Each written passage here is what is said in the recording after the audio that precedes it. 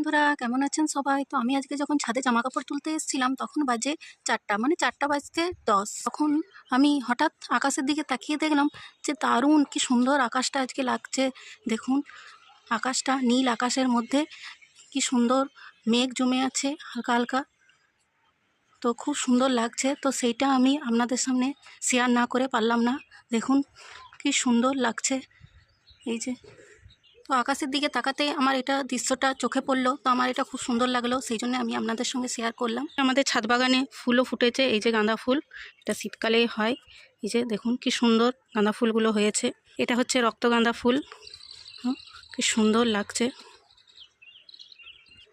একটা গাঁদা ফুলের গাছ আছে, এদিকেও এই যে গাঁদা ফুলের গাছ আছে, তো একটা ফুল ফুটেছে। অনেক কুড়ি আছে কিন্তু একটাই ফুল ফুটেছে।